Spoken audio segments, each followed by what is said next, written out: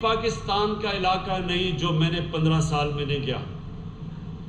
اور میں ساؤتھ پنجاب میں غلطی سے جب دورے 2 دفعہ کیے تو وہ جولائی کا مہینہ تھا اور میں نے کبھی اتنی گرمی نہیں دیکھی جتنی ساؤتھ پنجاب میں ہے. اور بجلی بھی چلی جاتی تھی تو رات کو نیند بھی نہیں آتی تھی کیونکہ لوڈ شیڈنگ تھی تب. لیکن واضح تھا کہ ساؤتھ پنجاب پیچھے رہ گیا. اور اب سٹیٹسٹکس اس چیز کی گواہی دیتی ہیں کہ 33% کی آبادی ساؤتھ پنجاب کی اور صرف جو بجٹ ایلوکیشن تھی وہ 17% تھی. ہاشم نے مجھے فگرز دی ہیں کہ 7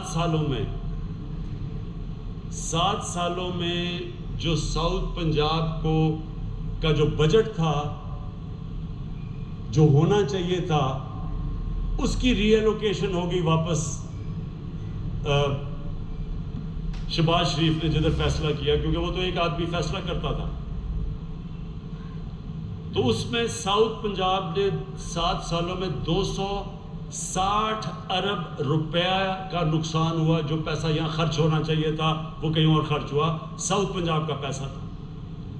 تو اس لیے ساؤتھ پنجاب کے لوگوں کی اتنی خواہش ہے یہ کہ ساؤتھ پنجاب کا علیحدہ صوبہ بنے. اور یہی آپ کے سامنے ہے جس سٹیٹسٹکس کہ 260 ارب روپیہ جو 7 سال میں ساؤتھ پنجاب میں خرچ ہونا چاہیے تھا وہ کہیں اور خرچ ہوا. اور دوسری چیز نوکریاں, کہ ایک 33% اگر صوبے کا سائز ہے, اس کی آبادی ہے, تو اس کو اسی کے مطابق نوکریاں ملنی چاہیے, اس کا کوٹا ہونا چاہیے. تو یہ بھی آج فیصلہ ہو گیا ہے کہ ساؤتھ پنجاب کو اس کے سائز, اس کی آبادی کے سائز کے مطابق اس کو نوکریوں کے اندر کوٹا ملے گا. اور سب سے بڑی بات یہ کہ ساؤتھ پنجاب کے لوگوں کے لیے آسانی, وہاں رحیم یار خان سے, بہاول نگر سے, بہاولپور سے یا ملتان سے لاہور جانا زیادہ بہتر ہے کہ ادھر آپ کے مسئلے مسائل کا حل ہو, آپ کے فیصلے ہوں. تو یہ ہر طرح یہ سیکٹریٹ ایک شروعات ہے, اور انشاءاللہ پہلا موقع پہ یہ ہم جا کے اس کی کانسٹیٹیوشن امینڈمنٹ کی طرف جائیں گے کہ ساؤتھ پنجاب کا علیحدہ صوبہ بنے, اور انشاءاللہ وہ اب بنے گا. میں آخر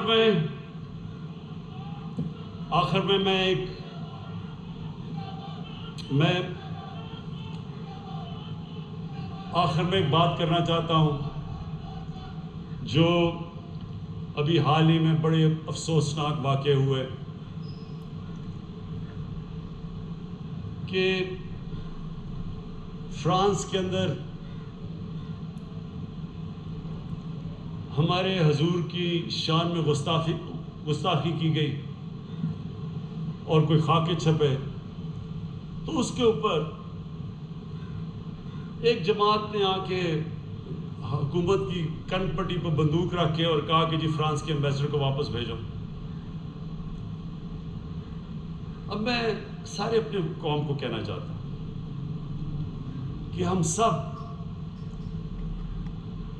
میں تو کسی کو نہیں جانتا جو ہمارے نبی صلی اللہ علیہ وسلم سے عشق نہیں کرتا.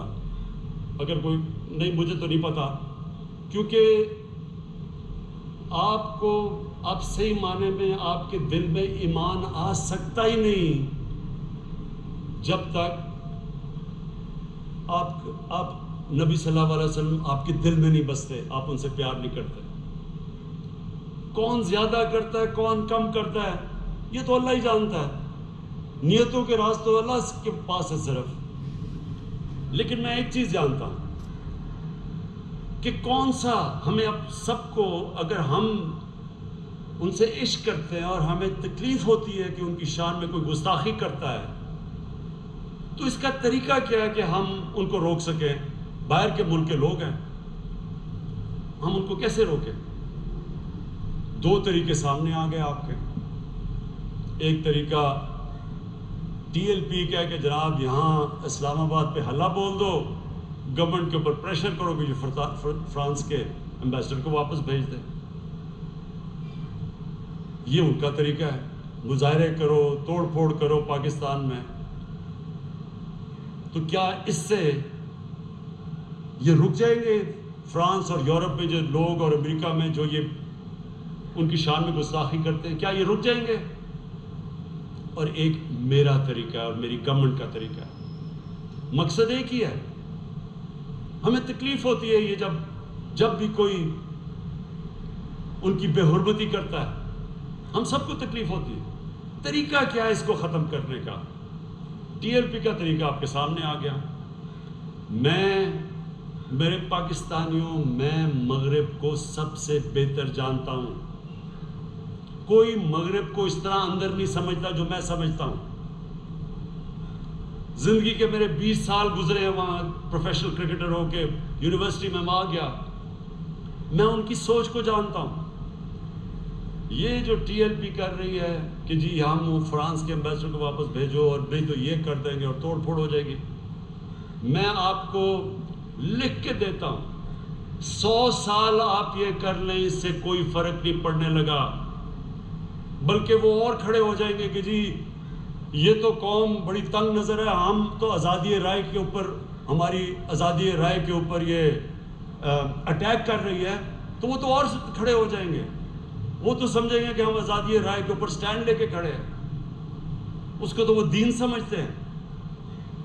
ایک میرا طریقہ ہے اور انشاءاللہ میں آپ کو ثابت کروں گا کہ میرا طریقہ ہوگا جو کامیاب ہوگا، اور وہ طریقہ یہ ہے کہ مسلمان دنیا کے ہیڈز آف سٹیٹ سے ہم بات کریں، ایک ایک ملک سے، جو ہم کر رہے ہیں۔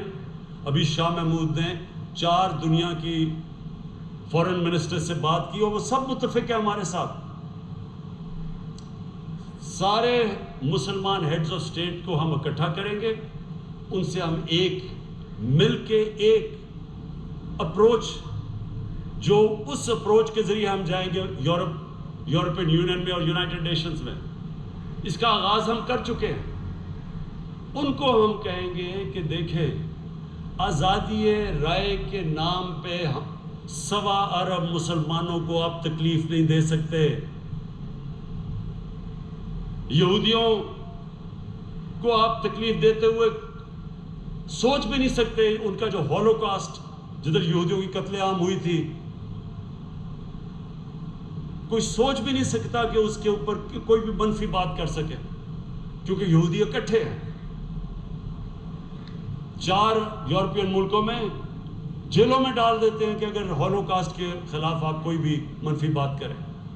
تو کیا ہم 50 مسلمان ملک مل کے، کیا ہم ان کو یہ نہیں کہہ سکتے اور سمجھا نہیں سکتے کہ آزادی رائے آپ ہر چیز پہ استعمال کریں، لیکن ہمارے نبی صلی اللہ علیہ وسلم کی شان میں آپ گستاخی نہیں کر سکتے؟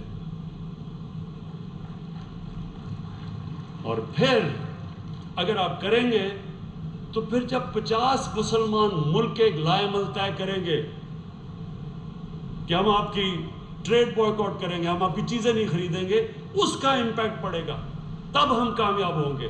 اور انشاءاللہ یہ میری حکومت اس راستے پہ لگی ہوئی ہے، اور انشاءاللہ ہمارا 5 سال پورے ہونے سے پہلے میں اپنی قوم کو خوشخبری دوں گا کہ سارے انہی ممالک کے اندر ہمارا پیغام جا چکا ہوگا، اور ان کے اندر بھی جس طرح یہودیوں کی ان کو تکلیف نہیں دیتے، ان کے دلوں کو نقصان تکلیف نہیں دیتے، ہمارے لیے بھی وہ بھی کبھی بھی ان کے ملکوں کے اندر اس طرح کی چیز نہیں ہوگی، اور وہ میرے طریقے سے انشاءاللہ ہم کامیاب ہوں گے۔ میں آخر میں پھر آج ایک بڑا خوشائند دن ہے، یہ شروعات ہیں ساؤتھ پنجاب صوبے کی، شروع ہو رہا ہے سیکٹریٹ سے، سٹیپ بائی سٹیپ اپروچ ہے، بہاولپور میں بھی کھلے گا، ملتان میں بھی کھلے گا، اور اس کے بعد جیسے جیسے لوگوں کے یہ ٹرانزیشن ہوگی، ایک دن ایک پورا آپ کو اپنا ساؤتھ پنجاب کا صوبہ ملے گا۔ بہت بہت شکریہ۔